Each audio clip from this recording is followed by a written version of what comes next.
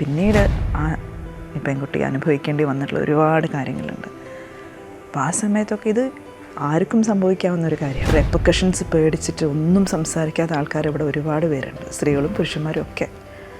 പക്ഷെ അങ്ങനത്തെ ഒരുപാട് പേര് ഇപ്പോൾ സംസാരിച്ച് തുടങ്ങി. ഇപ്പോൾ എൻ്റെ കൂടെ വർക്ക് ചെയ്യണമെങ്കിൽ ഞാൻ ഇന്ന രീതിയിലേ ചെയ്യുള്ളൂ എന്ന് അവർക്കും അറിയാം.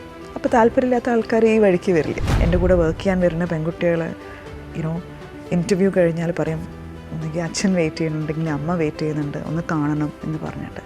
അപ്പോൾ അവർ വന്ന് പറയണത് ഞങ്ങൾക്ക് ഈ ഫീൽഡൊന്നും അറിയില്ല, നിങ്ങളെ വിശ്വസിച്ചിട്ടാണ് ഞങ്ങളെ കുട്ടികളെ അയക്കുന്നത് എന്നൊക്കെ പറയുമ്പോൾ അത് ഒരു വലിയൊരു റെസ്പോൺസിബിലിറ്റിയാണ്. നേരത്തെ തുറന്ന് സംസാരിക്കുമ്പം അതിന് ശരിക്കും ഒരു പണിഷ്മെൻറ്റ് പോലെ ഒറ്റപ്പെടുത്തിയിട്ടുണ്ട്. തിരിച്ച് കുറേ പറഞ്ഞിട്ടുണ്ട്. നമ്മുടെ ഒരു ക്രെഡിബിലിറ്റി ഡിസ്ട്രോയ് ചെയ്യാൻ വേണ്ടിയിട്ട് പല ഇല്ലാത്ത കാര്യങ്ങൾ. നമ്മുടെ സ്ത്രീകൾക്ക് ടോയ്ലറ്റ്സ് ഇല്ല എന്ന് പറയുന്നത് ഇവിടെ പുരുഷന്മാർക്കും ഇല്ല. പക്ഷേ ആരെങ്കിലും കംപ്ലയിൻറ്റ് ചെയ്തിട്ടുണ്ടോ അതിനെക്കുറിച്ച്?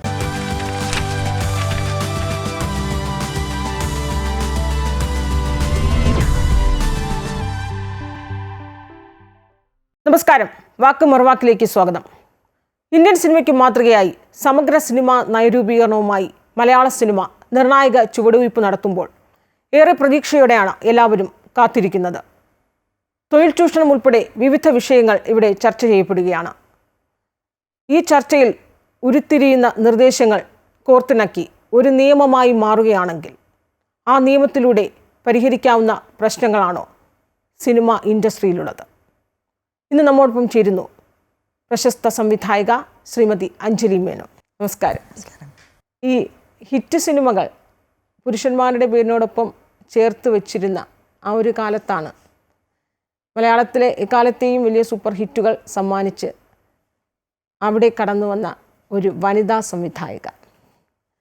ഈ പുരുഷന്മാർ കൈയടക്കി വാണിരുന്ന മേഖലയിൽ തിയേറ്റർ ഹിറ്റുകൾ സൃഷ്ടിക്കുക എന്ന് പറയുന്നത് അത് ഒരു നിസ്സാര കാര്യമല്ല. താങ്കൾ ഈ സിനിമാ മേഖലയുമായി സഞ്ചരിക്കുന്ന 15 വർഷത്തിലേറെ പിന്നിട്ട ഈ ഒരു വേളയിൽ താങ്കൾ പല മുഹൂർത്തങ്ങൾക്കും അല്ലെങ്കിൽ പല അവിസ്മരണീയമായ സംഭവങ്ങൾക്കും സാക്ഷിയായിട്ടുണ്ട്.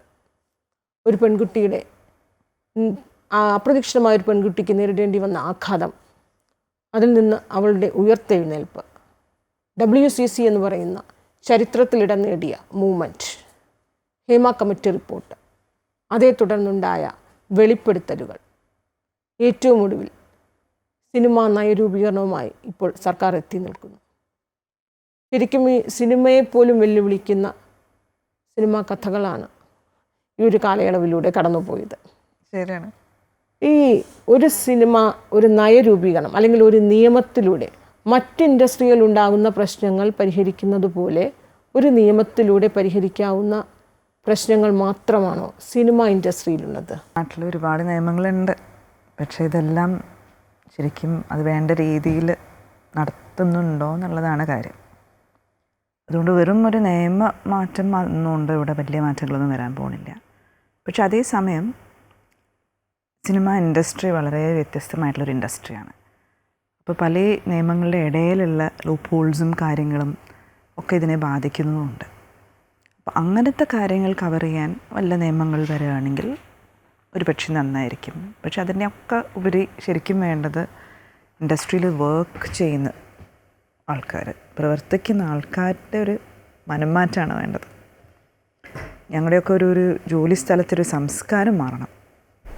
അപ്പോൾ അത് ഒരുപാട് മാറിയിട്ടുണ്ട് കഴിഞ്ഞ കുറച്ച് വർഷങ്ങളിൽ.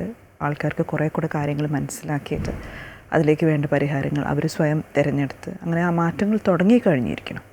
ഇപ്പോൾ പുതിയ തലമുറ വരുമ്പോൾ പല കാര്യങ്ങളിലും മാറ്റങ്ങൾ വരുന്നുണ്ട്. അതൊക്കെ നല്ല മാറ്റങ്ങളാകുമ്പോൾ ഞങ്ങൾക്കതിൽ വളരെയധികം സന്തോഷമുണ്ട്. അപ്പോൾ ഇതും അതിൻ്റെ ഒരു ഭാഗമായിട്ട് തന്നെ കാണണം. ഈ WCC എന്ന് പറയുന്ന ഒരു സംഘടന, അത് സത്യം പറഞ്ഞാൽ ആ ഒരു മൂവ്മെൻറ്റ് എന്ന് പറയുന്നത് ആ സമയത്ത് അതിൻ്റെ ഒരു തുടക്കം ഒരർത്ഥത്തിൽ അത് മലയാള സിനിമയിൽ പ്രകമ്പനം കൊള്ളിപ്പിച്ചു എന്ന് തന്നെ നമുക്ക് പറയേണ്ടിയിരിക്കുന്നു. പക്ഷെ അപ്പോൾ എന്താണോ നിങ്ങൾ ലക്ഷ്യമിട്ടിരുന്നത്, ആ ലക്ഷ്യത്തിലേക്ക് എത്താൻ കഴിഞ്ഞോ എന്ന് ചോദിക്കുമ്പോൾ ആ ലക്ഷ്യം തന്നെയായിരുന്നു ഇപ്പോൾ ഈ സിനിമാ കോൺക്ലേവ് അല്ലെങ്കിൽ ഈ ഒരു നയരൂപീകരണവുമായി മുന്നോട്ട് പോകാൻ സർക്കാരിനെ പ്രേരിപ്പിച്ചതുപോലും അന്ന് തുടങ്ങിയ ആ മൂവ്മെൻറ്റ് തന്നെയായിരുന്നു. പക്ഷേ എവിടെയൊക്കെയോ അതിൻ്റെ ഒരു ആ സംഘടനയുടെ ഒരു കെട്ടുറപ്പിന് എന്താണ് സംഭവിച്ചത്? ഈ കൊഴിഞ്ഞുപോക്കുകൾ ഈ ഒരു കാലയളവിലൂടെ നിരവധി കൊഴിഞ്ഞുപോക്കുകളും ഉണ്ടായിട്ടുണ്ടല്ലോ. ഏത് സംഘടനയും പോലെ തന്നെ WCCയുടെയും ഒരു ജേണി ഉണ്ടല്ലോ. ഞങ്ങളിത് തുടങ്ങി വന്നപ്പോൾ എല്ലാവരും ഇരുന്ന് ചർച്ച ചെയ്ത് ഓക്കെ നമുക്കെന്നാൽ ഇന്നൊരു ലക്ഷ്യം വെച്ചിട്ട് നമുക്കിത് തുടങ്ങാം എന്നൊക്കെയുള്ളൊരു രീതിയായിരുന്നില്ല. നമ്മുടെ കൂട്ടത്തിൽ അറിയാവുന്ന ഒരാൾക്ക് പറ്റിയ ഒരു ഇൻസിഡൻറ്റ്, അത് ഞങ്ങളെല്ലാവരും വളരെയധികം ഡിസ്റ്റർബ് ചെയ്തൊരു കാര്യമായിരുന്നു. പല കാരണങ്ങളുണ്ടായിരുന്നു. ഒന്നാമത് ഇവിടെ ഞങ്ങളെല്ലാവരും പ്രവർത്തിക്കുന്ന ഒരു വളരെ അൺസേഫ് ആയിട്ടുള്ളൊരു സ്പേസ് ആണ്. ഇത്രമാത്രം ഒരു കാര്യം ഉണ്ടായിട്ട് പോലും അവർക്ക് വേണ്ടൊരു സപ്പോർട്ട് നൽകണം എന്നൊക്കെയുള്ളൊരു ചിന്ത ശരിക്കും ഞങ്ങൾക്ക് വളരെ സ്ട്രോങ് ആയിട്ട് ഉണ്ടായിരുന്നു. ഇതൊരിക്കലും ഇനി വേറൊരാൾക്ക് സംഭവിക്കരുത്. ഇതെന്ന് മാത്രമല്ല, ഇനിയും നമ്മളിത് സഹിച്ചിരിക്കരുത്. ഇങ്ങനത്തെ ഒരുപാട് കാര്യങ്ങൾ ചെറിയ ചെറിയ ദിവസേന ഉണ്ടാകുന്ന വയലേഷൻസ് ഉണ്ടല്ലോ, എല്ലാം നമുക്ക് നിയമത്തിൻ്റെ കണ്ണിലൂടെ മാത്രം കാണാൻ പറ്റില്ല. ദിവസേന ഒരു സ്ത്രീ അനുഭവിക്കുന്ന ഒരുപാട് തരം വയലേഷൻസ് ഉണ്ട്. അപ്പോൾ അതെല്ലാം എത്ര കാലം സഹിച്ചിരിക്കണം? അപ്പോൾ ഇത് ഇനി സഹിക്കാൻ വയ്യ. ഇനിയെങ്കിലും നമ്മളിതിലേക്ക് ഒരു മാറ്റം വരുത്തിയേ പറ്റൂ. അപ്പോൾ ഞങ്ങൾക്ക് അങ്ങനെ ഒരു വളരെ സ്ട്രോങ് ആയിട്ട് ഉള്ളെന്നുള്ളൊരു ഫീലിംഗ് വന്നതുകൊണ്ടായിരുന്നു ആ ഒരു സമയത്ത് ഞങ്ങളൊരു കൂട്ടം സ്ത്രീകൾ ഒപ്പം വന്നതും. അപ്പോൾ ഒരു വലിയൊരു സ്ട്രാറ്റജിയും കാര്യങ്ങളും വിചാരിച്ചിട്ടൊന്നും ആയിരുന്നില്ല. എങ്ങനെയെങ്കിലും ഇത് മാറണം, ഇങ്ങനത്തെ ഒരു സംഭവം ഒരിക്കലും നടക്കരുത്. അത് മാത്രമല്ല, ഇത് ഞങ്ങളുടെ ഒരു ജോലി സ്ഥലമാണ്. അപ്പോൾ ആ സമയത്ത് ഇതിനോടുണ്ടായിട്ടുള്ള പലവരുടെയും ഒരു സമീപനവും ഇതൊക്കെ കണ്ടപ്പോൾ ഞങ്ങൾക്ക് വളരെ വിഷമം തോന്നിയിട്ടുണ്ടായിരുന്നു. തുടക്കത്തിൽ ഒരു തരം സപ്പോർട്ട് എല്ലാവരും പറയുണ്ടായി. പക്ഷേ പിന്നീട് ആ പെൺകുട്ടി അനുഭവിക്കേണ്ടി വന്നിട്ടുള്ള ഒരുപാട് കാര്യങ്ങളുണ്ട്. അപ്പോൾ ആ സമയത്തൊക്കെ ഇത് ആർക്കും സംഭവിക്കാവുന്ന ഒരു കാര്യമാണ്. അപ്പം അങ്ങനെ ഒരു സാഹചര്യം ഇവിടെ ആയിക്കൂടാ എന്ന് വിചാരിച്ചിട്ട് തന്നെയാണ്.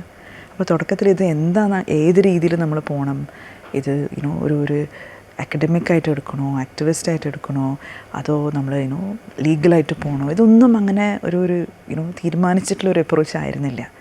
അപ്പോൾ വേണ്ടത് ചെയ്യുക എന്നുള്ളൊരു അപ്രോച്ചായിരുന്നു. ആൻഡ് അതിൽ അങ്ങേയറ്റം വിശ്വസിച്ച് എടുത്ത് ചാടിയിട്ടുള്ളൊരു തുടക്കമായിരുന്നു ഞങ്ങൾക്ക് ഉണ്ടായിരുന്നത്. പക്ഷെ പിന്നീട് കുറേ കൂടെ ക്ലാരിറ്റി ഞങ്ങൾക്ക് തന്നെ വന്നു. എന്താണെന്ന് വെച്ചാൽ ഇത് തുടങ്ങി വന്നപ്പോൾ ഒരുപാട് റെസിസ്റ്റൻസ് ഉണ്ടായിരുന്നു. എന്തിനാണ് ഇങ്ങനൊരു സംഘടന, പിന്നെ എന്താണ് ഇതിൻ്റെ ഒരു ആവശ്യം? ഈ ചോദ്യങ്ങൾ കേട്ട് എത്ര ഉത്തരം പറഞ്ഞാലും ചോദിച്ചുകൊണ്ടിരിക്കുന്ന ആൾക്കാരാണ് ഉണ്ടായിരുന്നത്. പക്ഷെ എത്രയോ വർഷങ്ങളെടുത്തു അവർക്ക് മനസ്സിലാവാൻ ഞങ്ങൾ ഈ പറയണതിൽ ഒരുപാട് കാര്യങ്ങളുണ്ട്, അതിൽ ആ മാറ്റങ്ങളൊക്കെ വരേണ്ട ആവശ്യമാണ് എന്ന്. പക്ഷെ ആ സമയം കൊണ്ട് ഞങ്ങൾക്ക് ചെയ്യാൻ പറ്റിയിട്ടുള്ള ചില കാര്യങ്ങളുണ്ട്. ചില പഠനങ്ങളൊക്കെ നടത്താൻ സാധിച്ചിട്ടുണ്ട്. ഇതേ രീതിയിൽ ചിന്തിക്കുന്ന മറ്റ് ഓർഗനൈസേഷൻസായിട്ടൊരു ബന്ധം വളർത്താൻ സാധിച്ചിട്ടുണ്ട്. പിന്നെ ഒരുപാട് പേർക്ക് ഒരു സ്പേസ് നൽകാൻ പറ്റിയിട്ടുണ്ട്. അപ്പോൾ തുറന്ന് സംസാരിക്കുമ്പോൾ ഉണ്ടാവുന്ന ഒരു അതിൻ്റെ ഒരു റെപ്പക്കഷൻസ് പേടിച്ചിട്ട് ഒന്നും സംസാരിക്കാത്ത ആൾക്കാർ ഇവിടെ ഒരുപാട് പേരുണ്ട്, സ്ത്രീകളും പുരുഷന്മാരും ഒക്കെ. പക്ഷെ അങ്ങനത്തെ ഒരുപാട് പേര് ഇപ്പോൾ സംസാരിച്ച് തുടങ്ങിയിട്ടുണ്ട്. അതെ അതെ, അതാണ് ഈ സ്ത്രീകൾക്ക്, പ്രത്യേകിച്ച് ഈ സിനിമയിലെ നടികൾ മാത്രമല്ല, ആ സിനിമാ മേഖലയിലെ വിവിധ മേഖലകളിൽ പ്രാഗൽഭ്യം, വ്യക്തിമുദ്ര പതിപ്പിച്ച ഒരു സംഘം വനിതകളുടെ ഒരു ഇനിഷ്യേറ്റീവ് ആയിരുന്നു ഈ WCC. പിന്നീട് ആ മൂവ്മെൻറ്റിൽ പല പ്രമുഖരും പിന്നീട് അതിൽ നിന്നൊക്കെ ഒന്ന് അകന്നു പോകുന്നു, അല്ലെങ്കിൽ അവരാരും തന്നെ ശരിക്കും വിഷയം WCC അഡ്രസ്സ് ചെയ്യുമ്പോൾ അതിനൊപ്പം നിൽക്കാനായി ഒരു ഭാഗമാകാൻ അവർക്ക് എവിടെയൊക്കെ സാധിക്കാതെ വന്നു. പ്രത്യേകിച്ച് ചില പ്രധാന വിഷയങ്ങൾ, ഹിമ കമ്മിറ്റി റിപ്പോർട്ടൊക്കെ പുറത്തു വന്നപ്പോൾ പോലും അവരുടെയൊക്കെ ഒരു റെസ്പോൺസ് അത് പലപ്പോഴും നമ്മളെ അത്ഭുതപ്പെടുത്തിയിരുന്നു. എന്തുകൊണ്ടാകും എവിടെയൊക്കെയോ ഒരു സ്ട്രെങ്തൻ, എവിടെയൊക്കെയോ ഒരു ഇത് ബുദ്ധിമുട്ടുള്ളൊരു കാര്യമാണ്. ഇങ്ങനെ ഒരു കൂട്ടായ്മയുടെ ഭാഗമായിട്ട് നിൽക്കുക. പിന്നെ നമ്മൾ ഒപ്പം ജോലി എടുക്കുന്ന ആൾക്കാർക്ക് ഇഷ്ടപ്പെടാത്ത കാര്യങ്ങൾ തുറന്ന് പറയുക, ഇതിനു വേണ്ടി ഒരുപാട് അധ്വാനിക്കുക. ഞങ്ങളെന്ന് വെച്ചാൽ ഒരു ചെറിയ ഓർഗനൈസേഷനാണ്, വളരെ കുറച്ച് പേരാണ്. അപ്പം ഒരുപാട് പണികൾ ചെയ്യാനുമുണ്ട്. അപ്പോൾ ഇതിനു വേണ്ടി സമയം കണ്ടെത്തുക, ഇതൊക്കെ നല്ല ബുദ്ധിമുട്ടുള്ള കാര്യങ്ങളാണ്. ഇതെല്ലാവർക്കും സാധിക്കണമെന്നില്ല. അപ്പോൾ പലപ്പോഴും അവർക്ക് അവരുടെ ജോലിയെല്ലാം മാറ്റിവെച്ച് ഇതിലേക്ക് ശ്രദ്ധ തരാൻ പറ്റണ എത്ര പേരുണ്ട്? അത്രമാത്രം കമ്മിറ്റഡ് ആയിരിക്കണം. ഇതിൽ നിൽക്കുന്ന ആൾക്കാർക്ക് അത്രമാത്രം കമ്മിറ്റ്മെൻറ്റ് ഉണ്ടെങ്കിലേ അതിൽ നിൽക്കാൻ പറ്റുള്ളൂ. അതല്ലാതെ അവരുടെ ലക്ഷ്യങ്ങൾ വേറെ പലതും ഉണ്ടാവാം. അപ്പോൾ ഇത് ശരിക്കും അവനവൻ്റെ കരിയർ പോലും റിസ്ക് ചെയ്തിട്ടാണ് ഇതെല്ലാം ചെയ്യേണ്ടി വരുന്നത്. അതിന് താല്പര്യമില്ലാത്ത ആൾക്കാരുണ്ടാവും.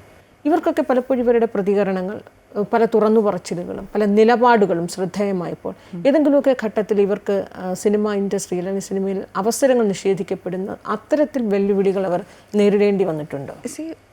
സോഷ്യലി തന്നെ വളരെ ഒറ്റപ്പെട്ടിട്ടുള്ള എത്രയോ സാഹചര്യങ്ങൾ ഉണ്ടായിട്ടുണ്ടല്ലോ. എന്താണെന്ന് വെച്ചാൽ വേറെ ആർക്കും കേൾക്കാൻ താല്പര്യമില്ലാത്ത കാര്യങ്ങളാണ് ഞങ്ങൾ തുറന്ന് പറയുന്നത്. ഇതുവരെ വേറെ ആരും പറയാത്ത പല കാര്യങ്ങളാണ് ഈ പറയുന്നത്. അപ്പോൾ ഉറപ്പായിട്ടും അങ്ങനെ സംസാരിക്കുന്ന ആർക്കും എതിരെ വരുന്നൊരു റെസിസ്റ്റൻസ് ഉണ്ട്. വളരെ സ്ട്രോങ് ആയിട്ട് അത് സോഷ്യലി തന്നെ ഞങ്ങൾക്ക് വന്നിട്ടുണ്ടായിരുന്നു ഒരു കാലത്ത്. ആ സമയത്ത് വളരെ ഇവിടെ എല്ലാവരും ആഘോഷിക്കുന്ന ചില കാര്യങ്ങൾ ഞങ്ങൾ ഒരിക്കലും ചെയ്യാൻ പാടില്ല എന്ന് പറഞ്ഞിട്ടുണ്ട്. അപ്പോൾ ആ സമയത്തൊക്കെ ഞങ്ങളോട് യോജിക്കാൻ വളരെ കുറച്ച് പേർക്കേ സാധിച്ചിട്ടുള്ളൂ. ഞങ്ങൾ എന്താ പറയുന്നതെന്ന് സത്യം പറഞ്ഞാൽ മുഴുവനായിട്ട് കേൾക്കാൻ പോലും ഉള്ളൊരു ക്ഷമയും ഉള്ള ആ ഒരു പക്വതയുണ്ടല്ലോ. ഇതെന്താണ് അവർ പറയുന്നത് എന്ന് മനസ്സിലാക്കാൻ താല്പര്യം മിക്കവർക്കും ഉണ്ടായിട്ടുണ്ടായിരുന്നില്ല തുടക്കകാലത്ത്.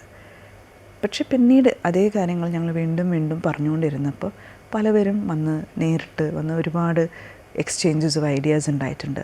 അപ്പോൾ വന്നിട്ടുള്ള ഒരുപാട് മാറ്റങ്ങളുണ്ട്. ഞങ്ങൾ എന്തുകൊണ്ടിത് പറയുന്നു, എന്താ ഞങ്ങളുടെ ഒരു ഉദ്ദേശം, ഇതിലെല്ലാം കുറച്ചുകൂടെ ക്ലാരിറ്റി വന്നപ്പോൾ അപ്പോഴാണ് പതുക്കെ ആൾക്കാർക്ക് മനസ്സിലാക്കാൻ തുടങ്ങിയത്. എന്നാൽ അതിനുശേഷമാണ് ഞങ്ങൾക്ക് സത്യം പറഞ്ഞാൽ അത്തരത്തിലൊരു സപ്പോർട്ട് വരാൻ തുടങ്ങിയിട്ടുള്ളത്. ഈ നടിമാർക്ക് ഒരുപക്ഷെ അവസരങ്ങൾ നിഷേധിച്ച് അങ്ങനെ അവരോട് പകരം വിട്ടാം. പക്ഷേ അങ്ങേപ്പോലുള്ള ഏറ്റവും ബോൾഡായ അല്ലെങ്കിൽ ഹിറ്റ് മേക്കർ എന്നൊരു ലേബൽ, ഒരു പേര് സമ്പാദിച്ച സംവിധായകയാണ്. അങ്ങേക്ക് പോലും അതുപോലുള്ള വെല്ലുവിളികൾ നേരിടേണ്ടി വന്നിരുന്നോ?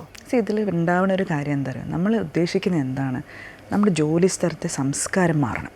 ഓക്കെ, അപ്പോൾ എല്ലാം ഒരു രീതിയിൽ പോയിക്കൊണ്ടിരിക്കുമ്പോൾ നമ്മൾ പറയുകയാണ് അല്ല എനിക്ക് ഈ രീതിയിൽ ചെയ്യണ്ട, എനിക്ക് വേറൊരു രീതിയിൽ ചെയ്യണം എന്ന് പറയുമ്പോൾ ഒന്നാമത് അത് എല്ലാവർക്കും താല്പര്യം ഉണ്ടാവേണ്ട കാര്യമില്ല.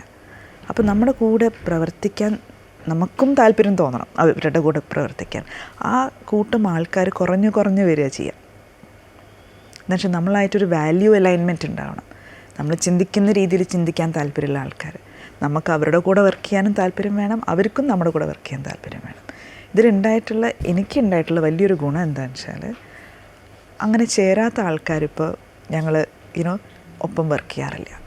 അപ്പോൾ അത് വളരെ നല്ലൊരു കാര്യമായിട്ട് എനിക്ക് തോന്നി. അപ്പം എന്നെ അത് വളരെ വ്യക്തമായിട്ട് അറിയാം. ഇപ്പം എൻ്റെ കൂടെ വർക്ക് ചെയ്യണമെങ്കിൽ ഞാൻ ഇന്ന രീതിയിലേ ചെയ്യുള്ളൂ എന്ന് അവർക്കും അറിയാം. അപ്പോൾ താല്പര്യമില്ലാത്ത ആൾക്കാർ ഈ വഴിക്ക് വരില്ല. അപ്പോൾ എന്താണ് ആ ഒരു 100% എടുക്കുകയാണെങ്കിൽ അതിൽ വളരെ ചെറിയൊരു ശതമാനത്തിൻ്റെ കൂടെയാണ് നമുക്ക് വർക്ക് ചെയ്യാൻ സാധിക്കുന്നത്. അതുകൊണ്ട് ഈ പറയുന്ന അവസരം നിഷേധിക്കുക എന്ന് മാത്രമല്ല, ഞങ്ങളിങ്ങനത്തെ ഒരുപാട് ചോയ്സസ് എടുക്കേണ്ടി വരുന്നുണ്ട്. ഇപ്പം നമ്മുടെ ഒരു സെറ്റിൽ ഒരു കാര്യം നടക്കുകയാണ്, എനിക്ക് സത്യം പറഞ്ഞാൽ ഒരുപാട് പെൺകുട്ടികൾ ഒപ്പം വന്ന് വർക്ക് ചെയ്യാൻ താല്പര്യപ്പെടാറുണ്ട്. അപ്പോൾ അവരുടെ ഒരു വിചാരം എൻ്റെ കൂടെ വർക്ക് ചെയ്യുമ്പം വളരെ സേഫായിട്ടിരിക്കും എന്നാണ്. പക്ഷെ അപ്പോൾ അത് ഉറപ്പ് വരുത്തേണ്ട ഒരു ഉത്തരവാദിത്വം എനിക്കുണ്ടല്ലോ, എൻ്റെ ക്രൂവിനുണ്ടല്ലോ. അപ്പം അത്തരത്തിലുള്ളൊരു രീതിയിൽ വേണ്ട ഞാൻ എൻ്റെ ക്രൂവിനെ തിരഞ്ഞെടുക്കാൻ. അപ്പോൾ ഇത് പെട്ടെന്നൊന്നും നമുക്ക് മനസ്സിലാക്കാനൊന്നും പറ്റുന്നതല്ല. അപ്പോൾ നമ്മൾ കൂടെ ഓരോരുത്തരുടെ കൂടെ വർക്ക് ചെയ്യുമ്പോഴാണ് നമുക്കത് തിരിച്ചറിയാൻ പറ്റുന്നത്. ഇത് നമുക്ക് വളരെ യോജിക്കുന്ന ഒരു ടീമാണ് അല്ലെങ്കിൽ വ്യക്തിയാണ് എന്ന് മനസ്സിലാക്കുമ്പോൾ നമ്മൾ കൂടുതൽ അങ്ങനത്തെ ആൾക്കാരുടെ കൂടെ വർക്ക് ചെയ്യാൻ നിൽക്കും.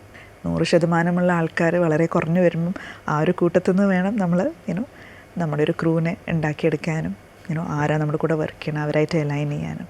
അപ്പോൾ എനിക്ക് ഇതൊക്കെ കുറച്ച് ഇമ്പോർട്ടൻ്റ് ആയിട്ടുള്ള കാര്യങ്ങളാണ്. എന്നുവെച്ചാൽ നമ്മൾ ഫൈനലി ഉണ്ടാക്കുന്ന പടം മാത്രമല്ല, പടം തിയേറ്ററിൽ ഓടി ആൾക്കാരൊക്കെ കണ്ട് സന്തോഷിക്കുന്നത് മാത്രമല്ല, ഈ ഒരു ജേർണി ഉണ്ടല്ലോ.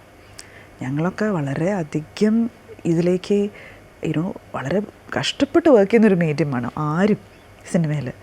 അപ്പോൾ ആ ജേർണി നമുക്കൊരു കുറച്ച് കംഫർട്ടബിൾ ആയിട്ടുള്ളൊരു ജേർണി ആയിരിക്കണം. നമുക്കൊരു സമാധാനത്തിലൂടെ വർക്ക് ചെയ്യാൻ സാധിക്കണം. അല്ലാതെ ഈ സ്ട്രെസ്ഡ് ആയിട്ടും ട്രോമാറ്റിക് ആയിട്ടുള്ളൊരു എക്സ്പീരിയൻസ് ആവരുത്. അത് നമ്മുടെ ഒരു സോണിൽ കംഫർട്ടബിൾ ആവുന്ന ആൾക്കാരെ സെലക്ട് ചെയ്യുമ്പോൾ വളരെ ചെറിയൊരു ന്യൂനപക്ഷമാകും. പക്ഷേ ഒരുപക്ഷെ താങ്കൾ ഒഴിവാക്കപ്പെടുന്നത് പ്രതിഭാധനരായ ഒരു വിഭാഗത്തെ ആകും. ആ രീതിയിൽ താങ്കൾ ഏതെങ്കിലും വെല്ലുവിളി നേടേണ്ടി വരുമോ അങ്ങനെ വരുമ്പോൾ? അല്ല, അതെപ്പോഴും ഉള്ളതാണല്ലോ. നമുക്കിപ്പോൾ ഈ പറഞ്ഞ ജോലി സ്ഥലത്തെ സംസ്കാരം വളരെ വ്യത്യാസമായിട്ട് നിൽക്കുകയാണ് നമ്മളിൽ നിന്നും എന്ന് മനസ്സിലാക്കി കഴിഞ്ഞാൽ നമുക്ക് പിന്നെ അവരുടെ കൂടെ എനിക്ക് വർക്ക് ചെയ്യാൻ താല്പര്യം ഉണ്ടാവില്ല. അതേപോലെ അവർക്കും എൻ്റെ കൂടെ വർക്ക് ചെയ്യാൻ താല്പര്യം ഉണ്ടാവില്ല. എന്താണെന്ന് വെച്ചാൽ ഇഷ്ടപ്പെടാത്ത വല്ലതും കണ്ടാൽ ഞാൻ തുറന്ന് പറയുന്ന കൂട്ടത്തിലാണ്. ഇത്ര പ്രതിഭാധനരായാലും നമ്മുടെ കൂടെ വർക്ക് ചെയ്യാൻ പറ്റുന്ന ഒരു ക്യാരക്ടർ അല്ലെങ്കിൽ ആ ഒരു അറ്റ്മോസ്ഫിയർ അല്ല എങ്കിൽ ഒഴിവാക്കും. അത് ബുദ്ധിമുട്ടാണല്ലോ. ഉറപ്പായിട്ടും. എന്താണെന്ന് വെച്ചാൽ ആ ഒരു ഈ പറയുന്ന മാതിരി വാല്യൂസ് അലൈൻ ചെയ്യേണ്ട ഒരു കാര്യമുണ്ട് അതിന്. അപ്പോൾ ഞാൻ എൻ്റെ ചോയ്സസ് അപ്പോൾ എത്രയോ ചുരുങ്ങുക ചെയ്യാം. അപ്പോൾ ആ ഒരു പ്രോസസ്സിലൂടെ നമ്മൾ കടന്നു വരുമ്പം ചിന്തിച്ചു പോവും, എനിക്ക് എന്താണ് ഇമ്പോർട്ടൻറ്റ്, ഞാൻ എങ്ങനത്തെ പടം എടുക്കണം, ആ പടം എടുക്കുമ്പോൾ എൻ്റെ ഒരു എക്സ്പീരിയൻസ് എങ്ങനെയായിരിക്കണം, എൻ്റെ ക്രൂവിൻ്റെ ഒരു എക്സ്പീരിയൻസ് എന്തായിരിക്കണം. ഈ പറയുന്ന നിയമങ്ങളൊക്കെ ഉണ്ടെങ്കിലും ഇത് ഇംപ്ലിമെൻറ്റ് ചെയ്യേണ്ട സിസ്റ്റംസ് നമുക്കില്ല. ഇപ്പോൾ ഈ സിസ്റ്റം വന്നു കഴിഞ്ഞാൽ നമുക്ക് ആരുടെ കൂടെ വർക്ക് ചെയ്യാം, മനസ്സിലായല്ലോ. സിസ്റ്റം വന്നു കഴിഞ്ഞാൽ എല്ലാവർക്കും ഒരേപോലെയുള്ള ഒരു കാറ്റഗറിയാണ്. അപ്പോൾ പിന്നെ സിസ്റ്റം അതൊക്കെ കരുതിക്കോളും. നമ്മളിങ്ങനെ എക്സ്ട്രാ കോഷൻ എടുക്കേണ്ട ആവശ്യമില്ല. എന്നുവെച്ചാൽ ഒരു സേഫ് സിസ്റ്റം ഉണ്ട്, എല്ലാവരും ഒരു രീതിയിലാണ് വർക്ക് ചെയ്യുന്നത്. പക്ഷേ അല്ലെങ്കിൽ ഇത് നമ്മുടെ മേലെയാണ് ഈ റെസ്പോൺസിബിലിറ്റി വരുന്നത്. അപ്പോൾ ഒരു ഇൻഡിവിജ്വൽ റെസ്പോൺസിബിലിറ്റി. പലപ്പോഴും എൻ്റെ കൂടെ വർക്ക് ചെയ്യാൻ വരുന്ന പെൺകുട്ടികൾ ഇൻ്റർവ്യൂ കഴിഞ്ഞാൽ പറയും, ഒന്നുകിൽ അച്ഛൻ വെയിറ്റ് ചെയ്യുന്നുണ്ടെങ്കിൽ അമ്മ വെയിറ്റ് ചെയ്യുന്നുണ്ട്, ഒന്ന് കാണണം എന്ന് പറഞ്ഞിട്ട്. അപ്പോൾ അവർ വന്ന് പറയണത്, ഞങ്ങൾക്ക് ഈ ഫീൽഡൊന്നും അറിയില്ല, നിങ്ങളെ വിശ്വസിച്ചിട്ടാണ് ഞങ്ങൾ കുട്ടികളെ അയക്കുന്നത് എന്നൊക്കെ പറയുമ്പോൾ അത് ഒരു വലിയൊരു റെസ്പോൺസിബിലിറ്റിയാണ്. ഞാൻ അവരോട് തുറന്ന് പറയാറുണ്ട്, എനിക്ക് അങ്ങനെ ഏറ്റെടുക്കാൻ പറ്റില്ല. ഓഫ് കോഴ്സ് ഞങ്ങളുടെ സ്പേസ് കഴിയുന്നത്ര സേഫായിട്ടൊക്കെ തന്നെയായിരിക്കും വെക്കേണ്ടാവുക.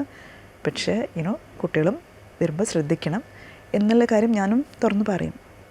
ബട്ട് എൻ്റെ ആ ഒരു ഉത്തരവാദിത്വം എനിക്ക് ഒരിക്കലും അത് എൻ്റെ പ്രോബ്ലം അല്ല എന്ന് പറഞ്ഞിരിക്കാൻ പറ്റില്ല. നമ്മളിങ്ങനത്തെ ഒരു കാര്യങ്ങളൊക്കെ പറയുമ്പോൾ you have to practise what you preach.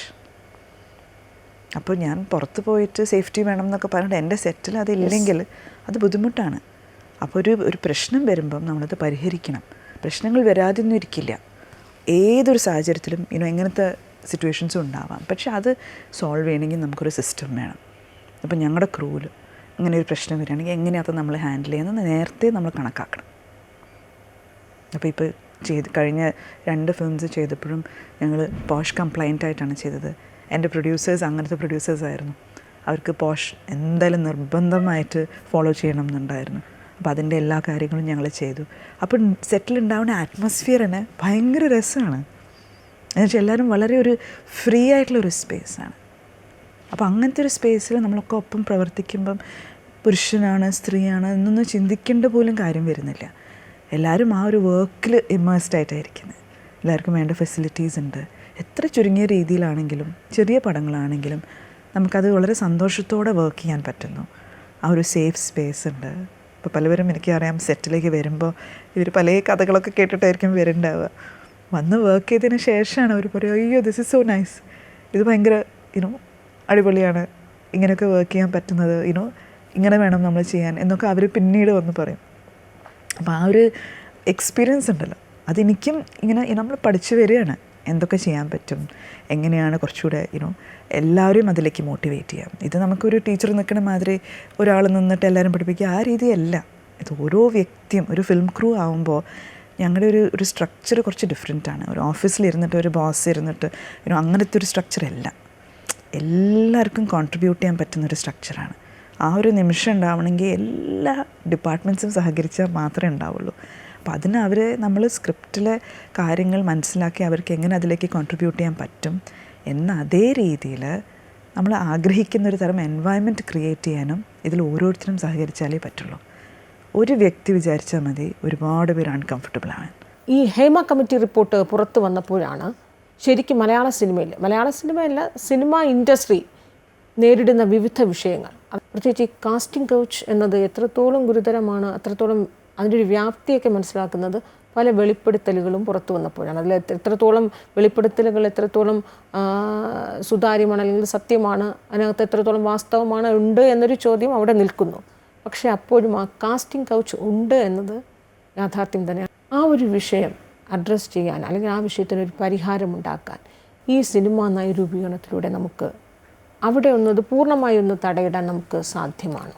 ഇത് ഞാൻ പറഞ്ഞല്ലോ നേരത്തെ, ഇതിന് വേണ്ട നിയമങ്ങളൊക്കെ ഓൾറെഡി നമ്മുടെ നാട്ടിലുണ്ട്. അതെ, പല നിയമങ്ങളുണ്ട്. ഇന്നലെ ഇപ്പോൾ ഞങ്ങൾക്ക് കോൺക്ലേവിൻ്റെ ഭാഗമായിട്ട് സത്യദേവി മാം ഒരു കീനോട്ട് സ്പീക്കറായിട്ടുള്ളൊരു സെഷൻ ഉണ്ടായിരുന്നു. അതിൽ അവർ വളരെ ഡീറ്റെയിൽ ആയിട്ട് ആ നിയമങ്ങളെക്കുറിച്ചൊക്കെ സംസാരിച്ചിട്ടുണ്ടായിരുന്നു. എല്ലാ നിയമങ്ങളും ഉണ്ട്, പക്ഷെ ഇത് പാലിക്കണം. അത് വേണ്ടത് അത് ആരുടെ ആവശ്യമാണ്, അതിലേക്കാണ് ശരിക്കും നോട്ടം വേണ്ടത്. ഇത് സ്ത്രീകളുടെ മാത്രം ആവശ്യമാണോ, ഒരു സേഫ് ആയിട്ടുള്ള ഒരു എൻവയൺമെൻറ്റ് വേണ്ടത്? ശരിക്കും പറഞ്ഞാൽ ഒരു പ്രൊഡ്യൂസറുടെ ആവശ്യമല്ലേ? അവനവൻ എംപ്ലോയ് ചെയ്യുന്ന വ്യക്തികൾക്ക് എല്ലാവർക്കും ഒരു സേഫ് ആയിട്ടുള്ളൊരു എൻവയൺമെൻറ്റ് കൊടുക്കുന്നത് ഒരു എംപ്ലോയറുടെ ആവശ്യം കൂടി ആവണ്ടേ? ഇതൊരു സ്ത്രീ പ്രശ്നം മാത്രമല്ല, ഇതൊരു സാമൂഹിക പ്രശ്നമാണ്. ആൻഡ് ഇത് ഫിലിം ഇൻഡസ്ട്രിയിൽ മാത്രമല്ല, ഇത് പല ഇൻഡസ്ട്രീസിലും പല രീതികളിലും സംഭവിക്കുന്ന കാര്യങ്ങളാണ്.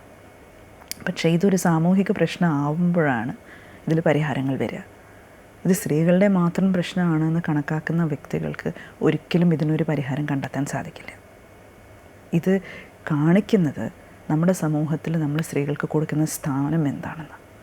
ഒരു സ്ത്രീയെ ഒരു കമോഡിറ്റി ആയിട്ട് കാണുന്ന വ്യക്തികൾക്ക് ഇത് വളരെ നോർമലായിട്ടേ തോന്നുള്ളൂ. പക്ഷെ അങ്ങനെയല്ല. ഇവർ എത്രയോ ആ ഒരു രീതികളൊക്കെ ഇപ്പോൾ എത്രയോ മാറി വന്നിട്ടുണ്ട്. ആൾക്കാർ ഒരുപാട് കാര്യങ്ങൾ അറിയുമ്പോൾ ഇതിനു മുമ്പേ അറിയാത്തതുകൊണ്ടൊന്നും ആയിരുന്നില്ല. ഇതിപ്പോൾ ഒരു പഠനമായിട്ട് വന്നതുകൊണ്ടാണ് അത് അംഗീകരിക്കുന്നത്. കാരണം എത്രയോ വ്യക്തികൾ ഇതിനു മുമ്പ് ഇതിനെക്കുറിച്ചൊക്കെ സംസാരിച്ചിട്ടുണ്ട്. പക്ഷെ അപ്പോഴൊക്കെ തെളിവ് എവിടെയെന്നും കംപ്ലയിൻറ്റ് എഴുതിയില്ല എന്നും എഴുതി തന്നില്ല എന്നും എന്നൊക്കെ പറഞ്ഞിട്ടുള്ള പല റെസ്പോൺസസാണ് നമ്മൾ കണ്ടിട്ടുള്ളത്. പക്ഷേ ഇത് മനസ്സിലാക്കേണ്ടത് ഇതൊരു സംസ്കാരമുണ്ടല്ലോ, നമ്മുടെ ഒരു ജോലി സ്ഥലത്തെ സംസ്കാരത്തെക്കുറിച്ച് സംസാരിക്കുന്നത്. ആൻഡ് സിനിമ എങ്ങനെയാണ് എന്നൊക്കെ പറഞ്ഞു വിടുന്ന ഒരു രീതിയല്ലാതെ ഏതൊരു ഇൻഡസ്ട്രിയിലും പ്രവർത്തിക്കേണ്ട ഒരു പ്രൊഫഷണലിസം ഉണ്ടല്ലോ, അതെന്തുകൊണ്ട് സിനിമയിലായിക്കൂടാ? അപ്പോൾ ഈ ഫിലിം പോളിസി കമ്മിറ്റിയിൽ ഞങ്ങളെ ക്ഷണിച്ചിട്ടുണ്ടായിരുന്നു. അവിടെ വെച്ചിട്ട് ഞങ്ങൾ പരിചയപ്പെട്ടു ഒരു ക്രിയേറ്റീവ് വിമൻസ് കളക്റ്റീവ് എന്ന് പറഞ്ഞിട്ട് വേറൊരു ഗ്രൂപ്പ്. ആൻഡ് അവരവിടെ പ്രസൻറ്റ് ചെയ്ത പല ആശയങ്ങളും ഭയങ്കര രസമായിട്ടുള്ള കാര്യങ്ങളായിരുന്നു. അതിലെ മെമ്പേഴ്സ് എല്ലാവരും തന്നെ മിക്കവരും മറ്റ് ഇൻഡസ്ട്രീസിൽ പ്രവർത്തിക്കുന്ന ആൾക്കാരാണ്. ആൻഡ് അതിനുശേഷം അവർക്ക് എഴുത്തിനും ക്രിയേറ്റീവ് കാര്യങ്ങളും താല്പര്യം വന്നിട്ട് അവരിങ്ങനെ ഒരു കളക്റ്റീവ് ഉണ്ടാക്കിയവരാണ്. മിക്കവരും വളരെ എക്സ്പീരിയൻസ്ഡ് ആയിട്ട് എത്രയോ വർഷങ്ങൾ മറ്റ് ഇൻഡസ്ട്രീസിൽ പ്രവർത്തിച്ച് അവരുടെ HR-ഉം അഡ്മിനിസ്ട്രേഷനൊക്കെ നടത്തിക്കൊണ്ടിട്ടുള്ള സ്ത്രീകളാണ്. അപ്പോൾ അവർ മുന്നോട്ട് വെച്ച സജഷൻസ് ഭയങ്കര സിമ്പിളായിട്ട് ഇംപ്ലിമെൻറ്റ് ചെയ്യാൻ പറ്റുന്ന കാര്യങ്ങളാണ്. പക്ഷേ എന്തൊരു രസമായിട്ടുള്ള ഇൻ്റർവെൻഷൻസ് ആയിരുന്നു. എന്താണെന്ന് വെച്ചാൽ അവർ ചോദിക്കുന്നത് ഇത് ഏത് ഇൻഡസ്ട്രിയിലും ചെയ്യാവുന്ന കാര്യങ്ങളല്ലേ, അപ്പോൾ അവിടെയൊക്കെ ഇത് ചെയ്യാൻ പറ്റുന്നതാണെങ്കിൽ എന്തുകൊണ്ട് സിനിമയിൽ ചെയ്തുകൂടാ? സിനിമ എന്ന് പറയുന്നത് ശരിയാണ്, നമ്മുടെ വർക്ക് പ്ലേസ് വളരെ വ്യത്യാസമാണ്, നമ്മുടെ ടൈമിങ്സ് വളരെ വ്യത്യാസമാണ്, നമ്മുടെ ഒരു എന്താ പറയുക പ്രോജക്റ്റ് ടേം ഭയങ്കര വ്യത്യാസമുള്ളതാണ്. പക്ഷേ എന്നാലും ഇവിടെയും കൊണ്ടുവരാൻ പറ്റുന്ന ഒരുപാട് സിസ്റ്റംസ് ഉണ്ട്. ഇത് ഒരിക്കലും സിനിമയിൽ ഇത് നടക്കില്ല എന്ന് പറഞ്ഞിട്ടുള്ള കാര്യങ്ങളാണെങ്കിലും ഇത് ഒന്ന് ചിന്തിച്ചാൽ ഇംപ്ലിമെൻറ്റ് ചെയ്യാൻ പറ്റും. ഞാനിവിടെ എൻ്റെ ആദ്യത്തെ പടം എടുത്തപ്പോൾ ഇവിടെ സിങ്ക് സൗണ്ട് അന്ന് അത്ര കോമൺ ആയിരുന്നില്ല. ഐ തിങ്ക് അതെ, അരവിന്ദൻ സാറിൻ്റെ ഒരു പടത്തിൽ സിങ്ക് സൗണ്ട് എടുത്തു എന്ന് മാത്രമാണ് ഞാൻ അറിഞ്ഞത്. അപ്പോൾ ആ സമയത്ത് സിങ്ക് സൗണ്ട് ചെയ്യണമെന്ന് പറഞ്ഞപ്പോൾ ഒരുപാട് പേര് പറഞ്ഞു അയ്യോ അത് ഭയങ്കര ബുദ്ധിമുട്ടാണ്, കേരളത്തിൽ പ്രശ്നങ്ങളാണ്, സൗണ്ട് ഉണ്ടാവും, കാക്കയുണ്ട്, എന്തൊക്കെയോ പറഞ്ഞിട്ട് ഒരുപാട് പേര് ഡിസ്കറേജ് ചെയ്തു, വേണ്ട ചെയ്യണ്ട, ഇവിടെ നടക്കില്ല, ഒരിക്കലും നടക്കില്ല എന്നൊക്കെ. പക്ഷേ പിന്നീട് ഞങ്ങളത് ചെയ്തു. ഇപ്പോൾ എല്ലാവരും സിങ്ക് സൗണ്ട് ചെയ്യുന്നു. ഏത് മാറ്റവും ഇങ്ങനെയാണ്. ആദ്യം ഭയങ്കര റെസിസ്റ്റൻസ് ആയിരിക്കും, ഇതൊരിക്കലും ഇവിടെ നടത്താൻ പറ്റില്ല എന്ന് പറഞ്ഞ അതേ ആൾക്കാർ ഒരു 10 വർഷം കഴിഞ്ഞാൽ അതേ ചോദ്യം ചോദിച്ചാൽ അത് മാത്രമേ പറ്റുള്ളൂ എന്ന് പറയും. ആ ശീലങ്ങളിൽ നിന്ന് വിട്ടുപോകാൻ മനസ്സനുവദിക്കും. അതെല്ലാവിടെയുള്ള കാര്യമാണല്ലോ ഒരു റെസിസ്റ്റൻസ് ടു ചേഞ്ച്. അപ്പോൾ കേരളത്തിലുള്ള ഒരു ഏറ്റവും രസമുള്ളൊരു കാര്യം എന്താണെന്ന് വെച്ചാൽ എന്ത് ടെക്നോളജിയും നമ്മൾ പെട്ടെന്ന് അഡോപ്റ്റ് ചെയ്യുന്ന ആൾക്കാരാണ്. ഇപ്പോൾ പണ്ട് അക്കില ക്രെയിൻ വന്നപ്പം വളരെ പെട്ടെന്ന് ഒരുപാട് സിനിമകളിൽ വന്നു. 3D ടെക്നോളജി വന്നപ്പം അതും ഇവിടെയാണ് വന്നത്. ഒരുപാട് കാര്യങ്ങൾ നമ്മൾ വളരെ പെട്ടെന്ന് അഡോപ്റ്റ് ചെയ്യും. പക്ഷേ ഇതേ കാര്യങ്ങൾ നമ്മുടെ ഒരു ബിഹേവിയറൽ ചേഞ്ച് വരണമെങ്കിൽ ഇതേ ഒരു ഫാക്കൽറ്റി മതി. ഇതേ ഒരു രീതിയിൽ ആ മാറ്റത്തെയും നന്നായി സ്വീകരിച്ചാൽ പെട്ടെന്ന് ഇംപ്ലിമെൻറ്റ് ചെയ്യാൻ പറ്റും. പക്ഷെ ഇപ്പം തന്നെ കണ്ടുവരുന്നത് എന്താ, ചില യൂണിറ്റ്സിലൊക്കെ പോഷ് ഇംപ്ലിമെൻറ്റ് ചെയ്യാൻ തുടങ്ങിയിട്ടുണ്ട്. ഇപ്പോൾ ഒരുപാട് മാറ്റങ്ങൾ അവിടെ വർക്ക് ചെയ്യുന്ന പെൺകുട്ടികൾ നമ്മളോട് വന്ന് പറയുന്നുണ്ട്. ഇപ്പോൾ എത്രയോ സെൻസിറ്റീവായിട്ടാണ് ആൾക്കാർ ഞങ്ങളെ ഡീൽ ചെയ്യുന്നത്. ഇപ്പോൾ ഒരു മേക്കപ്പ് ആർട്ടിസ്റ്റ് എന്തെങ്കിലും ബുദ്ധിമുട്ട് പറയുകയാണെങ്കിൽ അത് കേൾക്കാൻ ആൾക്കാരുണ്ട്. അപ്പോൾ അതും ഒരു പ്രൊഫഷനാണ്, അവർക്കും വേണ്ട റെസ്പെക്റ്റ് എല്ലാവരും കൊടുക്കണം. അല്ലാതെ ചില ഡിപ്പാർട്ട്മെൻറ്റ്സിന് മാത്രം ഭയങ്കര അറ്റൻഷനും റെസ്പെക്റ്റും കൊടുത്ത് വേറെ കുറേ ഡിപ്പാർട്ട്മെൻറ്റ്സിനെ കണക്കാക്കാതിരിക്കുക, അതൊക്കെ ചെറുതായിട്ടൊന്ന് മാറി തുടങ്ങിയിട്ടുണ്ട്. ഒരു ആക്ടർ അവിടെ വന്ന് നിൽക്കണമെങ്കിൽ അദ്ദേഹത്തിൻ്റെ വേഷവും അദ്ദേഹത്തിൻ്റെ പ്രിപ്പറേഷനും അദ്ദേഹത്തിൻ്റെ ഡയലോഗ്സും ഇത് എല്ലാ ഡിപ്പാർട്ട്മെൻറ്റ്സും ചേർന്ന് വരുമ്പോഴാണ് ആ ഒരു പെർഫോമൻസിലേക്ക് എത്തുന്നത്. നമ്മൾ കാണുന്ന ആ ഫ്രെയിമിലേക്ക് എത്തണമെങ്കിൽ ഇവരെല്ലാവരും വിചാരിക്കണം.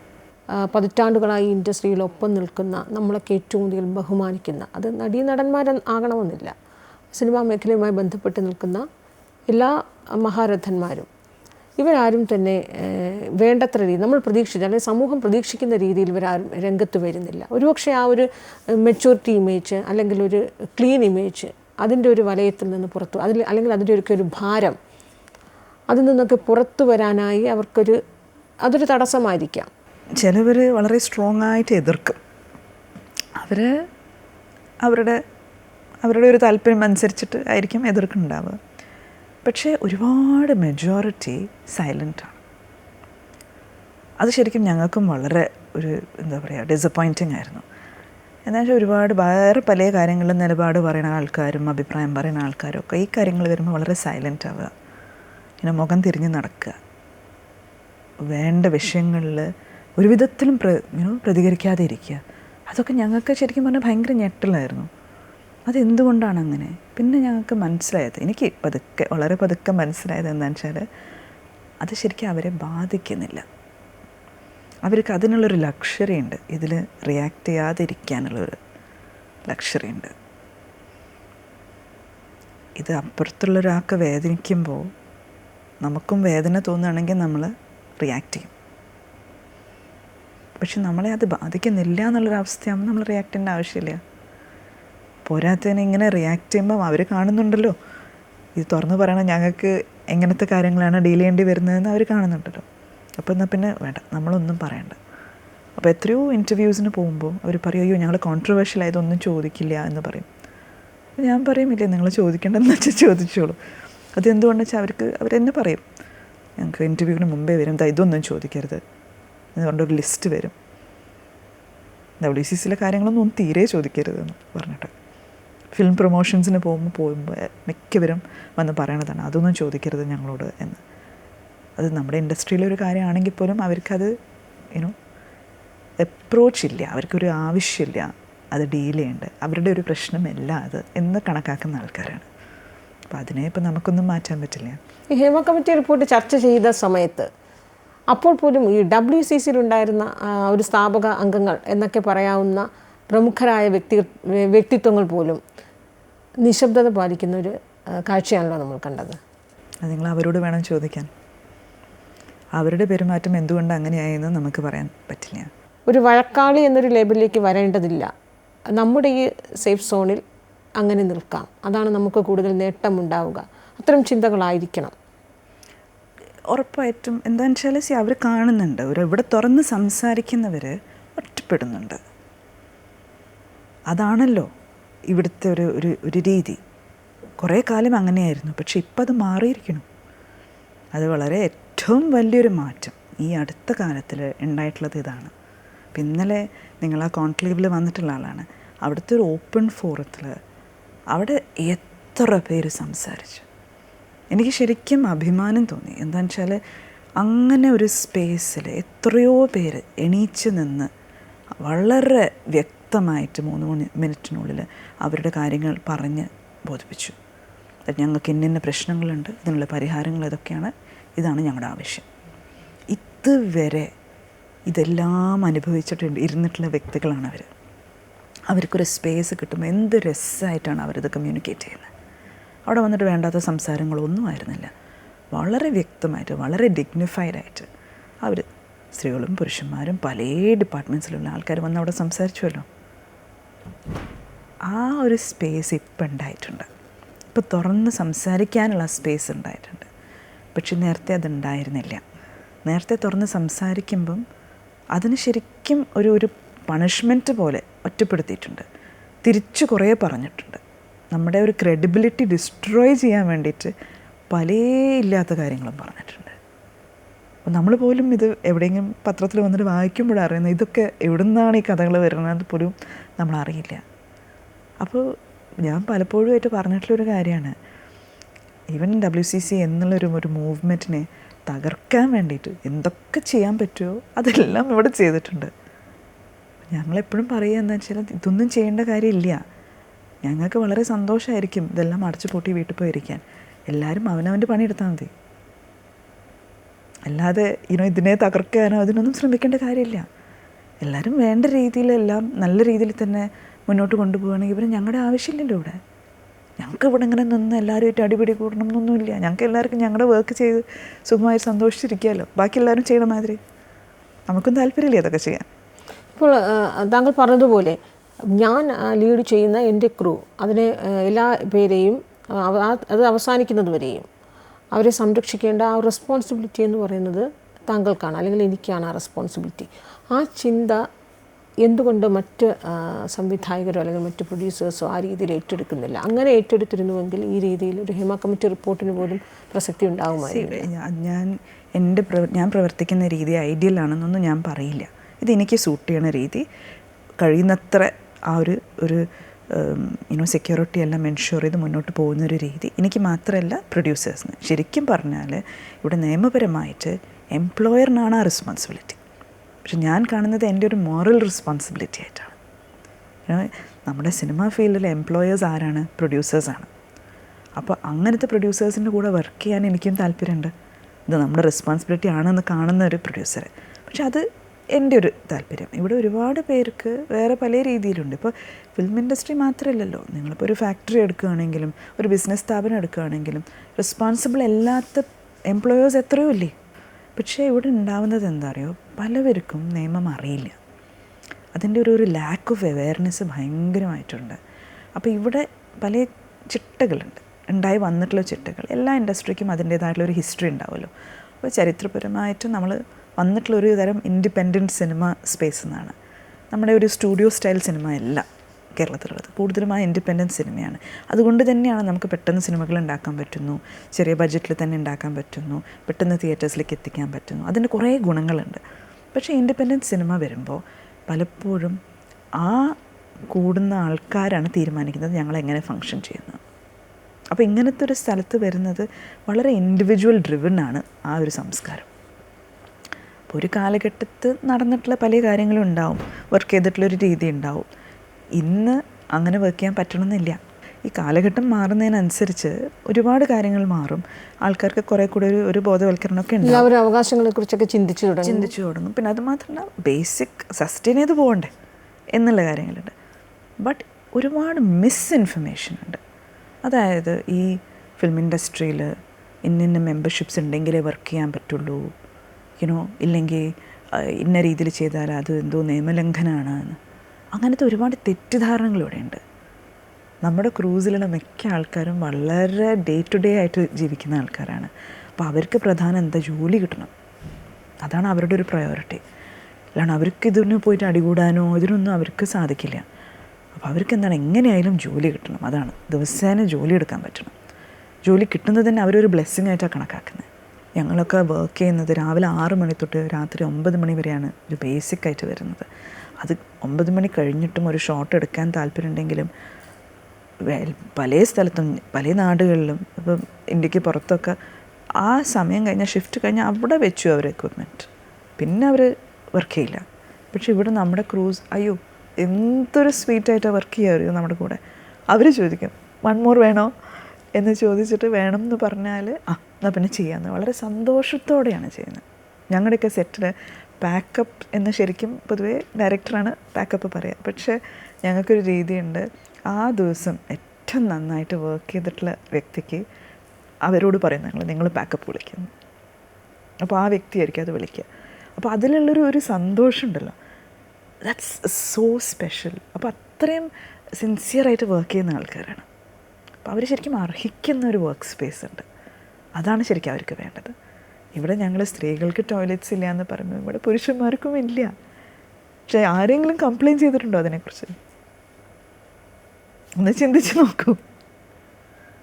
പക്ഷേ പുരുഷന്മാർക്ക് ടോയ്ലറ്റ് ഇല്ലാത്തതും സ്ത്രീകൾക്ക് ടോയ്ലറ്റ് ഇല്ലാത്തതും നമുക്ക് ഒരുപോലെ ഒരേ വേവ്ലെങ്തോടെ കാണാൻ പറ്റില്ല. ശരിയാണ്. പക്ഷെ ഞാൻ ചോദിക്കണത് എന്താ, അതും അവർക്കുള്ളൊരു ആവശ്യമല്ലേ? നമ്മളെന്തായി പ്രതീക്ഷിക്കണം അവരുടെ അടുത്തുനിന്ന്? അത് നിങ്ങളിപ്പോൾ ആക്ടേഴ്സിനെ കൊണ്ടുവരികയാണെങ്കിൽ അവർക്ക് അങ്ങനത്തെ സംവിധാനങ്ങളൊന്നും ഇല്ലാതെ നിങ്ങൾ കൊണ്ടുവരുമോ? ഇല്ലല്ലോ. അപ്പോൾ മനുഷ്യന്മാരെന്നല്ലേ എല്ലാവരും. സോ ഒരേപോലെ കാണണം എന്നില്ല, പക്ഷെ എന്നാലും അതും ചിന്തിക്കേണ്ട കാര്യമാണ്. തീർച്ചയായും. അപ്പോൾ ഇവിടെ എന്തുകൊണ്ടാണ് അതൊന്നും ആരും ചിന്തിക്കാത്തത്? ഇപ്പോൾ അങ്ങനത്തെ സൗകര്യങ്ങൾ വരുമ്പോഴാണ് യുനോ ഭയങ്കര ഒരു ആശ്വാസമായിട്ട്. എത്രയോ പേര് വളരെ സീനിയറായിട്ടുള്ള ആൾക്കാരുണ്ട്, അവർക്ക് ജോലി ചെയ്യണമെങ്കിൽ ഇതെല്ലാം വേണം. യുനോ ആൻഡ് ഒരു ബേസിക് ആയിട്ടുള്ള ആവശ്യങ്ങളല്ലേ ഇതൊക്കെ. അതൊക്കെ ഇല്ലാതെ പ്രവർത്തിക്കേണ്ട ആവശ്യമുണ്ടോ? അതും കേരളത്തിൽ. ഇവിടെ എന്തൊക്കെ സമരങ്ങൾ ഉണ്ടായിട്ടുള്ളൊരു സ്ഥലമാണ്. അങ്ങനത്തെ ഒരു സ്ഥലത്ത് നമ്മളൊക്കെ സന്തോഷമായിട്ട് വർക്ക് ചെയ്യേണ്ടതല്ലേ. ഞാൻ പറഞ്ഞുകൊണ്ട് വന്നത്, ഇങ്ങനത്തെ പല ബേസിക് ആയിട്ടുള്ള ഫെസിലിറ്റീസ് ഇല്ലാതെ പോലും നമ്മുടെ ക്രൂസ് വളരെ താല്പര്യപ്പെട്ട് വർക്ക് ചെയ്യുന്ന വ്യക്തിയല്ല. അപ്പോൾ നമ്മൾ കണ്ടറിഞ്ഞ് അവർക്ക് ചെയ്തു കൊടുക്കേണ്ട ഒരു കാര്യമുണ്ട്. അപ്പോൾ ശരിക്കുമുള്ള ഒരു ഇക്വാലിറ്റിയൊക്കെ വരണമെങ്കിൽ എല്ലാവർക്കും ഫെസിലിറ്റീസ് ഉണ്ടാവണം, എല്ലാവർക്കും സന്തോഷമായിട്ട് വർക്ക് ചെയ്യാൻ പറ്റണം. ഇങ്ങനത്തെ ഒരു ലൈഫ് സ്റ്റൈൽ ലീഡ് ചെയ്യുന്നതുകൊണ്ട് വരുന്ന ഒരുപാട് സൂക്കേടുകളുണ്ട്. ആയുസ് തന്നെ കുറഞ്ഞു പോകും. ഈ ഇത്രയും മണിക്കൂറുകൾ വർക്ക് ചെയ്യുമ്പോൾ, ഈ ഇത്രയും ലോങ് അവേഴ്സായിട്ട് ഒരു വീക്ക്ലി ഓഫില്ല, മന്ത്ലി ഓഫ് പോലും കിട്ടില്ല പലപ്പോഴും. ഇത്രയും മണിക്കൂർ ദിവസേന വർക്ക് ചെയ്യുന്ന ആൾക്കാർ. ഇപ്പോൾ ഉറക്കം തന്നെ കുറഞ്ഞു വരുമ്പം ഒരു ശരീരത്തിനെ എങ്ങനെ ബാധിക്കുന്നു എന്ന് നമുക്കറിയാമല്ലോ. അപ്പോൾ എല്ലാവരുടെയും ഹെൽത്തൊക്കെ എങ്ങനെയാണ് മുന്നോട്ട് പോകുന്നതെന്ന് ശരിക്കും ചിന്തിക്കേണ്ട കാര്യങ്ങളല്ല ഇതൊക്കെ. എല്ലാ ദിവസവും 15 മണിക്കൂർ വർക്ക് ചെയ്യുന്നൊരു വ്യക്തിയെക്കാട്ടും ഒരു പക്ഷേ 12 മണിക്കൂർ എല്ലാ ദിവസവും വർക്ക് ചെയ്യുന്ന വ്യക്തിയായിരിക്കും കൂടുതൽ പ്രൊഡക്റ്റീവ്. സിനിമയെ നിയന്ത്രിക്കുന്നത് ഒരു പവർ ഗ്രൂപ്പാണ് എന്ന രീതിയിൽ അങ്ങേക്ക് എന്താണ് ബോധ്യപ്പെട്ടിട്ടുള്ളത്? ഉറപ്പായിട്ടും ഉണ്ടല്ലോ. ഉറപ്പായിട്ടും ഇവിടെ കുറച്ച് പേരുടെ കയ്യിൽ മറ്റുള്ളവരെക്കാട്ട് എത്രയോ അധികം പവറുണ്ട്.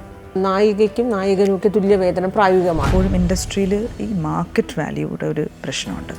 അത് ബേസ് ചെയ്തിട്ടാണ് ഇവർ അത് തീരുമാനിക്കുന്നത്. പക്ഷേ വളരെ ഇത് ആ പറയുന്ന ഗ്യാപ്പ് ഉണ്ടല്ലോ, ഭയങ്കര ഒരു വലിയ ഗ്യാപ്പാണ്.